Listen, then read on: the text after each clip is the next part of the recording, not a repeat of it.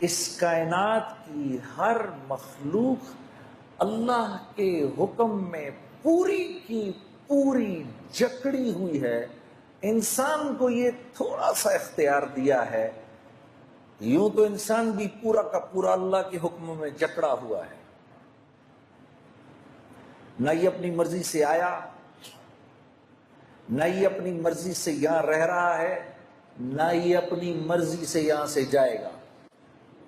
یہ کس کے گھر پیدا ہوگا یہ نہیں جانتا، کون اس کے ماں باپ ہوں گے یہ نہیں جانتا، کل کو شادی کے بعد اللہ اس کو اولاد دے گا کہ نہیں دے گا اس کے بس کی بات نہیں ہے، یہ نہیں جانتا.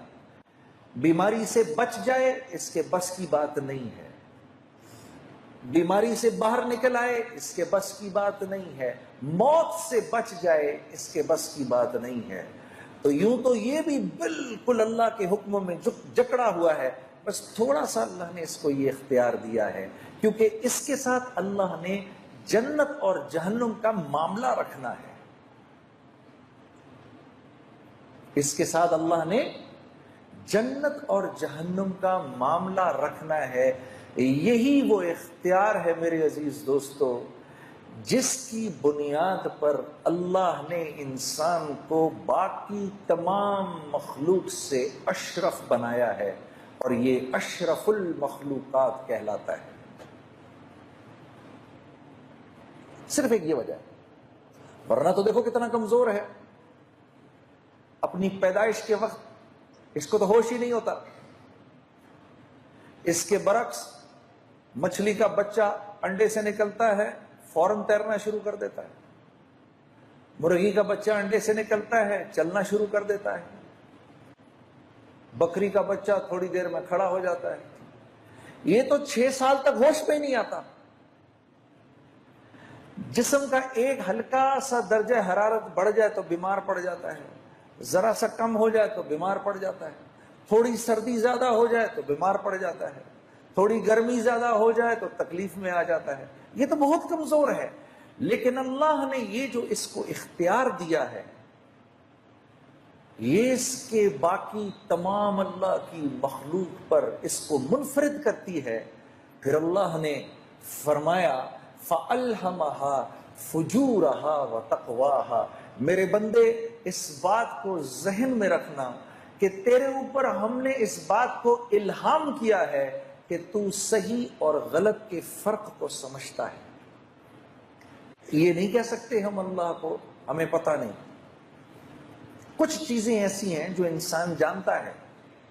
جھوٹ ہر معاشرے میں برا سمجھا جاتا ہے، وہ مسلمانوں کا معاشرہ ہو یا غیر مسلموں کا معاشرہ ہو، جھوٹ ہر جگہ برا سمجھا جاتا ہے، بےایمانی ہر جگہ بری سمجھی جاتی ہے، خیانت ہر جگہ بری سمجھی جاتی ہے، ظلم ہر جگہ برا سمجھا جاتا ہے، قتل و غارت ہر جگہ برا سمجھا جاتا ہے.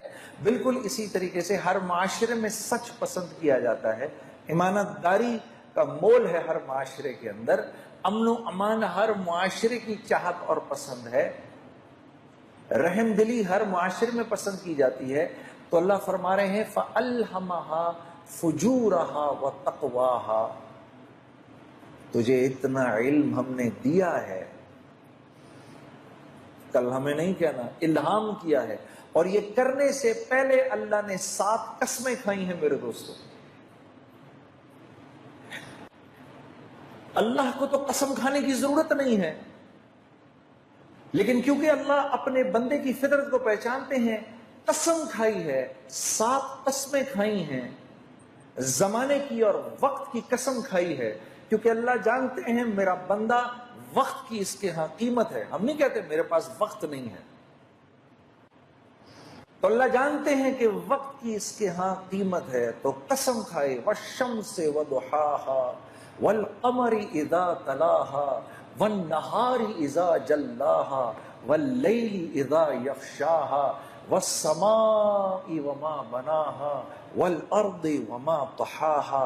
6 قسمیں تو وقت کی کھائیں کہ مجھے سورج کے نکلنے کی قسم، اور پھر چاند کی تمازت کی قسم، اور پھر دن کے اجالے کی قسم، اور پھر رات کے چھا جانے کی قسم، اور پھر اس رب کی قسم عجیب کہ جس نے آسمان کو بنایا اور تخلیق کیا. اور کیا ہی بات ہے اس رب کی، اس کی قسم کہ جس نے زمین کو بچھایا، اور پھر ساتویں قسم آپ کی کھائی اور کہا میرے بندے مجھے تیری جان کی قسم، اور اس رب کی قسم جس نے یہ خوبصورت انسان بنایا ہے، فَأَلْهَمَهَا فُجُورَهَا وَتَقْوَاهَا۔ جو اختیار تجھے دیا ہے وہ کسی کو نہیں دیا۔ لو انزلنا هذا القرآن على جبل لرأيته خاشعا متصدعا من خشية الله۔ جب ہم نے اس قرآن کو پہاڑ پر اتارنے کی کوشش کی، کتنی مضبوط چیز ہے،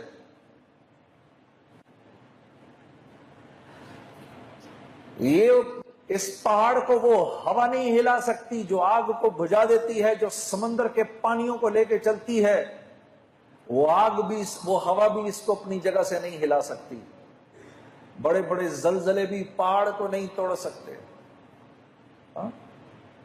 اس پہاڑ نے اللہ سے کہا یا اللہ یہ قرآن میرے اوپر نہیں اتارنا، میں تیرے حکم نہیں پورا کر سکتا، کیونکہ میں تو تیرے حکم میں جکڑا ہوا ہوں۔ انسان نے کہا اے اللہ ہم پر اتار، ہم تیرے حکموں کو پورا کریں گے۔ تو یہ ذمہ داری لیے بیٹھے ہیں میں اور آپ۔ قد افلح من زکاہا، اللہ فرما رہے ہیں میرے بندے اگر تو نے اپنے نفس کو، اگر تو نے اپنی خواہشات کو میرے حکموں کے تابع کر دیا تو تو کامیاب ہو جائے گا۔ کیونکہ یاد رکھ نفس پر تو چلنے کے لیے نہیں ہے، نفس پر جانور چل سکتا ہے، کیونکہ جانور کو تو ہم نے کوئی اختیار دیا ہی نہیں، وہ تو اچھائی اور برائی کو نہیں سمجھتا۔ کتے کو کل اللہ پکڑ کر جہنم میں نہیں ڈالے گا کہ تو نے فلاں کی ٹانگ کیوں پکڑی، وہ کہے گا یا اللہ تو نے مجھے جس فطرت پر پیدا کیا میں نے پوری زندگی اس فطرت پر گزار دی، میں نے اسی فطرت پر زندگی گزاری۔ سانپ کو اللہ جہنم میں نہیں ڈالے گا کہ تو نے کیوں کاٹا فلاں کو، وہ کہے گا اللہ یہ تو نے بات میری فطرت میں ڈالی تھی اور میں بالکل پورا کا پورا تیرے حکموں پر چلا ہوں۔ شیر کہے گا اے اللہ میں نے کبھی گھاس نہیں کھائی، میں نے کبھی پھل نہیں کھائے، وہ تو نے انسانوں کے لیے بنائے تھے، میں نے کبھی سبزیوں پر منہ نہیں مارا کیونکہ وہ میرے لیے تھا ہی نہیں، میری تو جو تو نے فطرت بنائی میں اسی فطرت پر چلا۔ بکری اللہ سے، گھوڑا اللہ سے، اونٹ اللہ سے کہے گا یا اللہ ہم نے کبھی گوشت کو منہ نہیں لگایا، جو تو نے گھاس پھوس ہمارے لیے بنائی ہم نے وہی کھائی۔ یہ میرے اور آپ کا معاملہ ہے میرے دوستوں، ہم اپنی مرضی پر نہیں چل سکتے۔ یہ وہ بات ہے جو میں آپ کو بتانے آیا ہوں، کیونکہ آپ کا ایک مقام ہے، آپ اشرف المخلوقات ہیں، آپ اپنے نفس پر نہیں چل سکتے۔ اگر نفس کہہ رہا ہے کہ سوتا رہے فجر گزرتی ہے تو گزرے، یہ آپ نہیں کر سکتے۔ چلو ایک سیکنڈ کے لیے صرف سمجھانے کے لیے ہم آخرت کی نہیں دنیا کی بات کرتے ہیں، سمجھانے کے لیے۔ جب آخرت سمجھانے لگو تو پھر اگلا کہتا ہے ارے مولانا یہاں کا بتائیے کون جیتا ہے تیری زلف کے سر ہونے تک، آخرت تو جب آئے گی تب آئے گی، دیکھا جائے گا، ابھی یہ بتائیں میں دنیا میں خوبصورت زندگی کیسے گزاروں۔